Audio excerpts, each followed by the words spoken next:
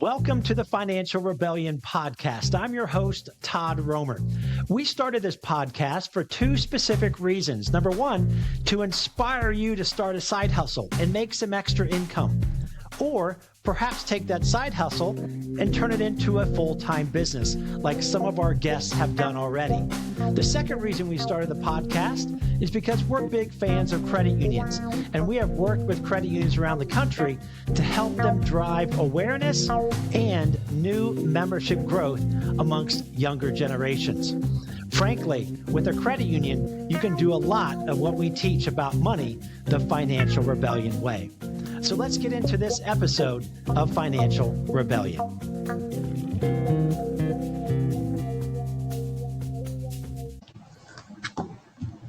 Welcome to the Financial Rebellion podcast. I'm your host, Todd Romer, and we're excited to have someone named Morgan Bierbrunner on our podcast today to discuss Rush Power.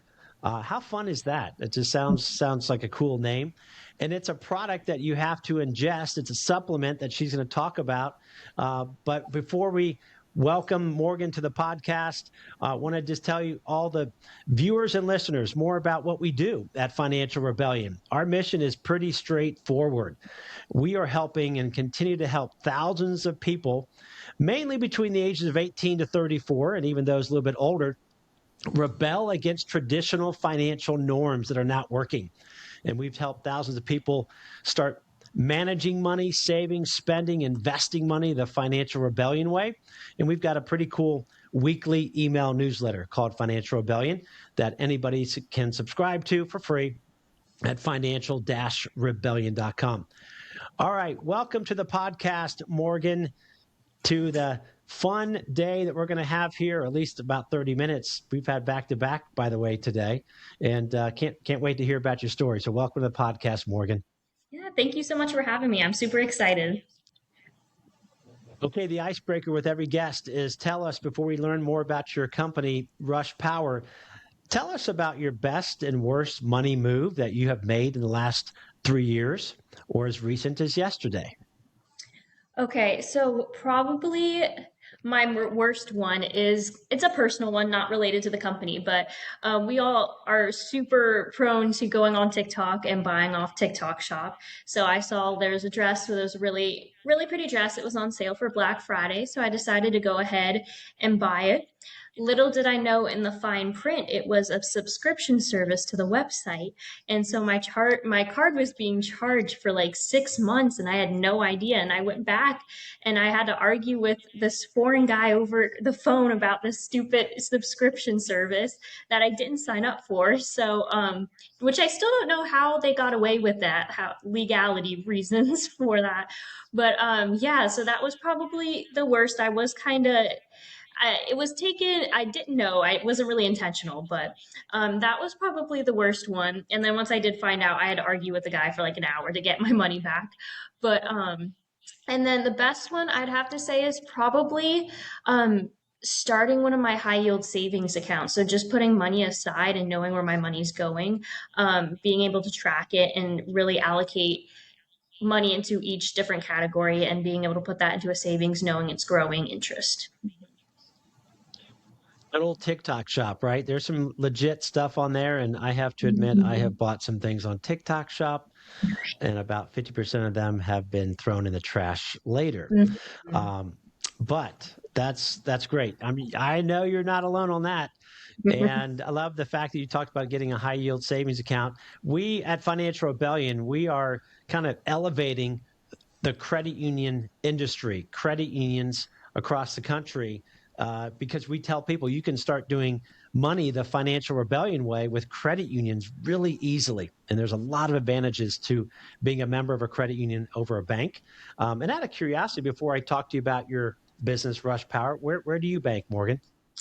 Well, I have a few different ones. So I do Bank of America. I have credit cards through American Express. And then I also, for the business, we bank through Bank of Tampa. Okay, awesome.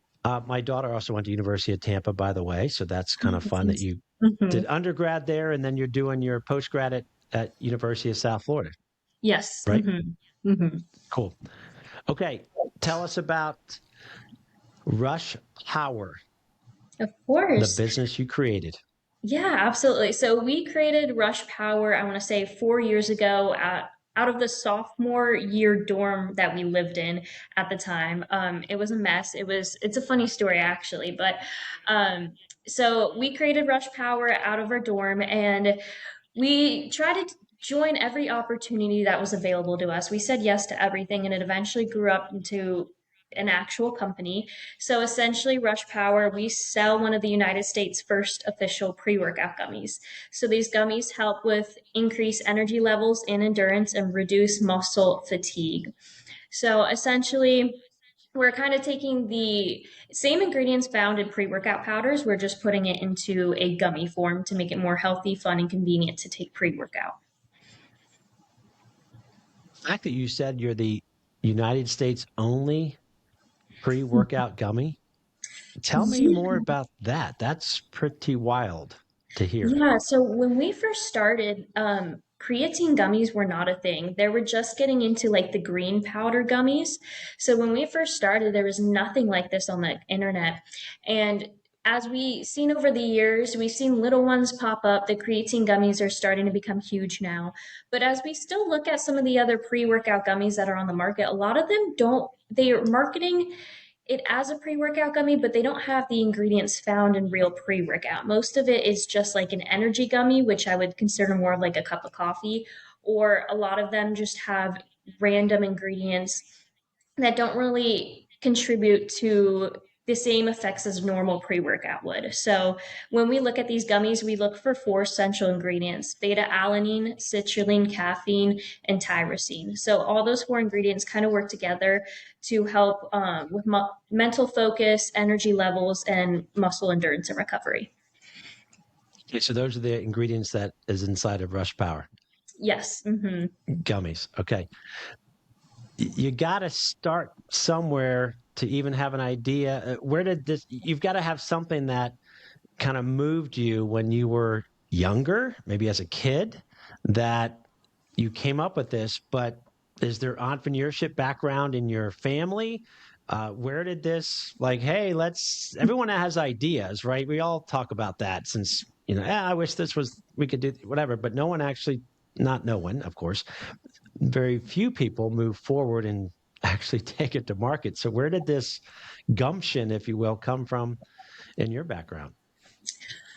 The first time I was really introduced into entrepreneurship was senior year of high school. I took an intro to entrepreneurship class. It was a dual enrollment class, and I had no idea what entrepreneurship even was until probably about sophomore year of college. So I really didn't know. I went into college with going into with a degree of pre-veterinary. Like I was on the pre-veterinary track. And after about a year, I realized quickly it wasn't for me. So I went back and I thought, what do I enjoy? What programs are offered at this school? And I saw entrepreneurship, and I remember taking the class and really, really enjoying it. Um, so I kind of went into it through that way. We came up with the idea specifically because I was really big into fitness at the time. I still am. I started my fitness journey, I want to say 8 years ago. And when I first started getting into supplements, I was really, really picky because I found it hypocritical if I was going to be working out and doing all these things to help my body and then ingesting crazy, crazy chemical bound supplements. And so when I was researching, I didn't like any of the supplements that were on the market. They were all filled with chemicals, or they had these weird proprietary blends, which allows companies to legally not disclose what's in their products so that you really don't know what you're ingesting. So I wanted to find a new way to kind of take pre workout. So when you ingest your product, right? That Mhm. is a process for you to get what FDA who was involved, because that's not easy to take something that you put in someone's body, right, to get to market. So tell us about the process of approvals where you got the green light to sell literally something you put in your body. So there wasn't so much Surprisingly, there wasn't that many approvals we had to go through. So supplements themselves are not FDA approved. So any supplement you see on the market, it could be like a vitamin supplement, it could be protein powders, anything like that is not going to be FDA approved. The only thing that is FDA approved is the manufacturer itself. So like the quality of their ingredients they use, their facilities, and then the packaging as well. So the packaging was the only issue we had with FDA approval. It was more in the sense that the first order that the first packaging we designed, we ordered it thinking it was all okay. We ran it back and forth through the manufacturer and they said it was fine. And we finally got these bags to the manufacturer and they were like, you're missing this on the package. And so we had to go back and reorder all of the packaging, which was another money loss, unfortunately. But that was probably the biggest thing we had to jump through is to make sure that our packaging was in within FDA guidelines, so like the nutritional label and everything like that. Okay, that makes sense. Mhm. And were you involved? You have a partner as well, correct, with this business? Yes. So my partner and I were college year roommates, and her name is Isabella Dilio. She isn't on the call right now because she works full time. So mhm. Okay, so you both, that's so fun that you were friends and you both are on the same page. Let's get this moving. And okay, so I'm thinking about this whole gummy market that is it's a big market, right? Mhm. Because it's quick and easy. And so how are you making sales? Is it through the social media and website only right now? Essentially, yeah. So it's through our website. We also go to local gyms, kind of sell our products in there. And then we're also on TikTok Shop, but TikTok Shop is a whole different bane of my existence right now. TikTok Shop is very difficult to get through. Every time they have a policy change, they ban our product and we have to argue with them. So we're mostly selling off the website, I would say. Mhm. And how long have you been for sale, the product? Oh, we just started, I want to say last November. So we're pretty new to the market. Okay. The old friends and family, you probably had them try it first. And if Mhm. so, how are they receiving the product?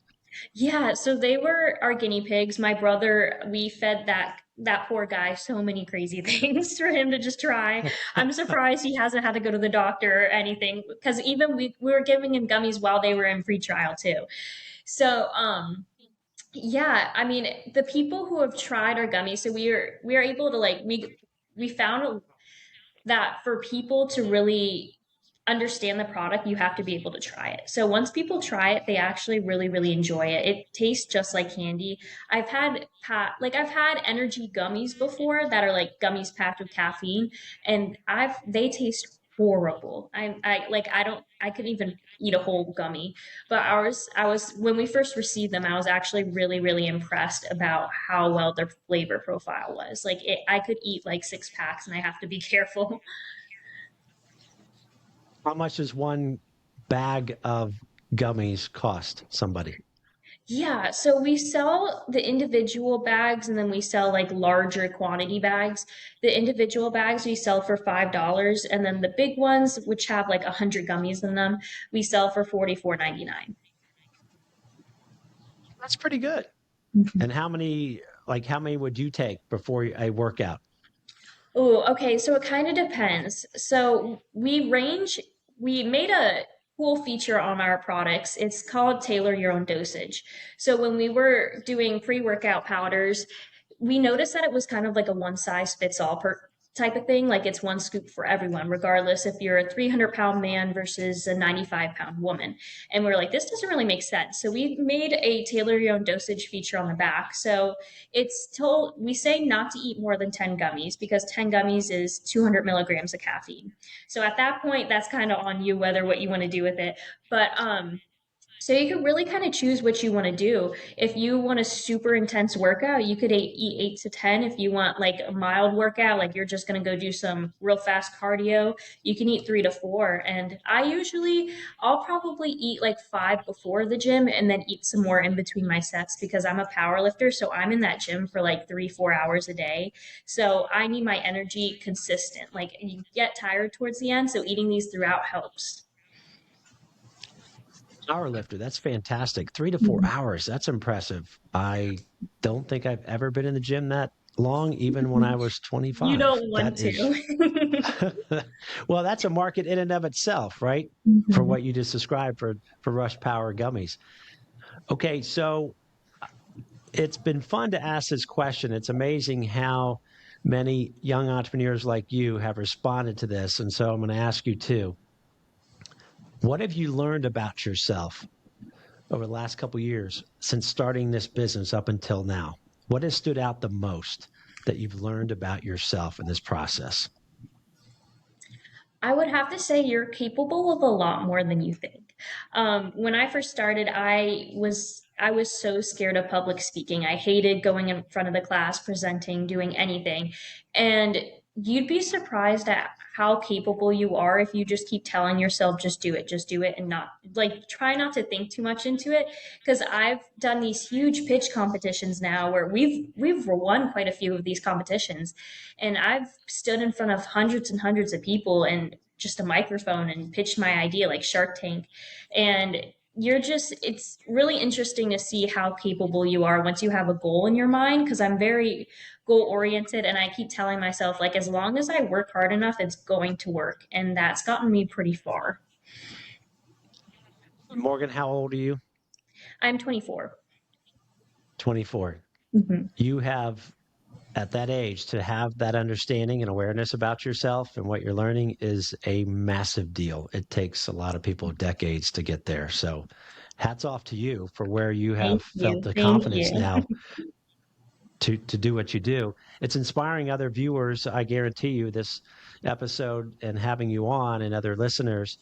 What would you say to the listeners and viewers of this episode that are thinking about an idea that they have, whether it's to start as a side hustle or to take it to a full time business? What would you say to those who are just kind of still kind of iffing it out? I don't know. They're just on the edge, but they haven't taken the plunge. What would you tell people? So usually when people say they want to start their own company, this is going to sound bad, but I tell them not to. Just because it is such a sacrifice and the hurdles you have to go through. I know everyone says it's hard, but it is 10 times harder than you think. We've probably, it might just be because we're a little bit younger, but it has been such a struggle just starting the company. Nobody's willing to really work with younger people, especially when it comes to businesses. So that's probably the biggest struggle we've had. Um, but yeah, I tell them it's a lot harder than they think. As long as you have, if it's truly like your calling and you feel that you really want to do it, I'd say go for it. But it's going to be a lot of work. So everyone that asks me that, I'm always like, just don't do it because it is so much sacrifice. Hmm. Don't do it. That is kind of funny as this podcast is all about helping people, generate some additional income. I hear what you're saying, right? Yeah, it's super hard. Trust me, being an entrepreneur for a long time, hills and valleys are real. The valleys are super real. Hmm. And yeah, it takes the ability to, how do you cast out fear and doubt when it does come in? It's not if, it's when. When it comes in, how do you deal with fear and doubt? So that's still something I'm currently working on, I think. You never really fully learn how to do it. You're just kind of, you take one hurdle at a time. So you kind of, every time there's a problem that comes up, we kind of reevaluate the problem, and just we kind of marinate on it, to be honest. We just think about the different solutions we can come up with and go with the best route. I mean, fear is always going to be there. That's part of being an entrepreneur. And I personally have a big entrepreneur calling. I think if you do, you should pursue it. But also, if it's just like an idea that you're kind of iffy about, I wouldn't say jumping right into it. I would say, like, think about it, before doing it. But yeah, I mean, I love to encourage entrepreneurs who are already in their journey, but the people who are a little iffy on whether they should or shouldn't start, I just tell them not to, because unless you're like fully in, I just wouldn't do it. But yeah, so um, fear is still here. Like, we're still learning to deal with it every day. I don't think it's something that you ever actually learn to deal with. I would say you're just in a constant learning state. Yeah, fear is always going to be present in in humanity, every single human, right? It's just how you deal with it and how Mhm. you choose to let it either grip you to inaction, or do you kind of say, okay, I'm feeling afraid about this, and then you take action to counter it? That's really the biggest lesson I've learned is when fear comes in, I have two choices, either to let it take over or counter by making a phone call, sending some emails, doing something of action. Okay, so it's here's something else. You said don't do it, right? If Mhm. someone says, hey, I want to start a bit, don't do it.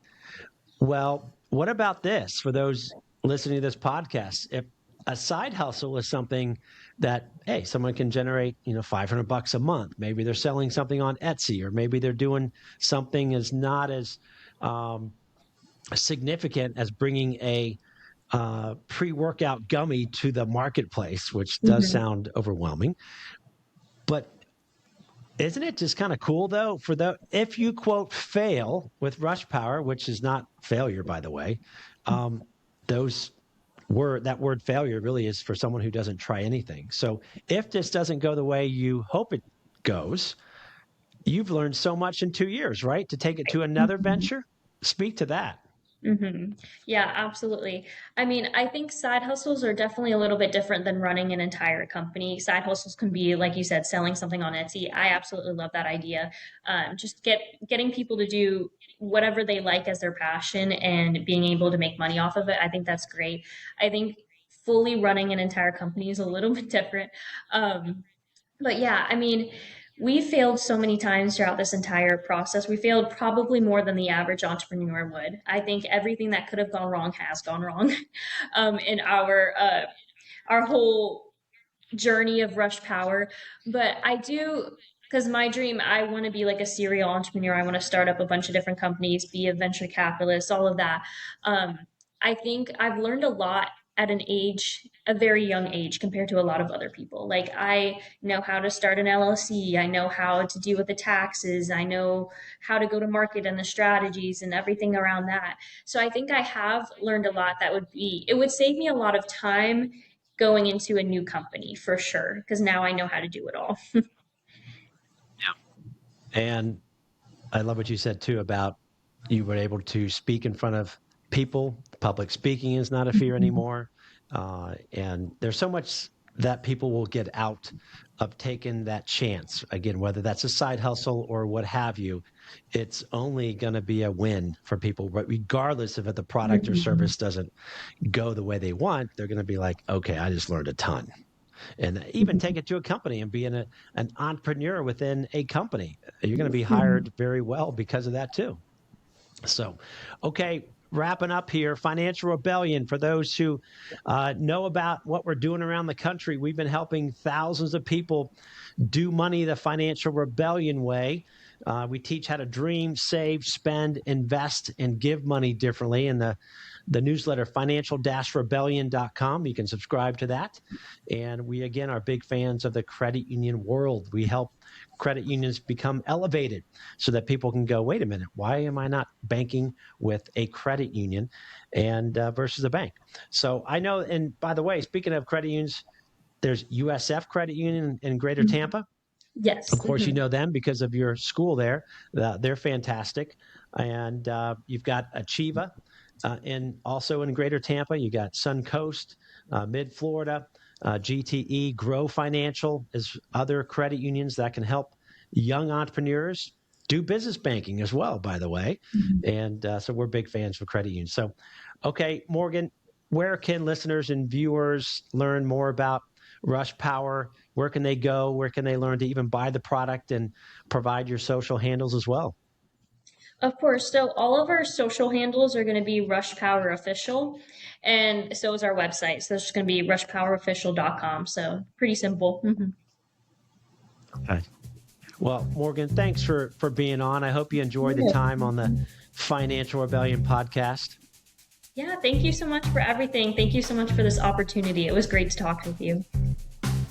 It's our pleasure. Well, everyone, thank you for listening to the podcast of Financial Rebellion, and we will see you all in the next episode.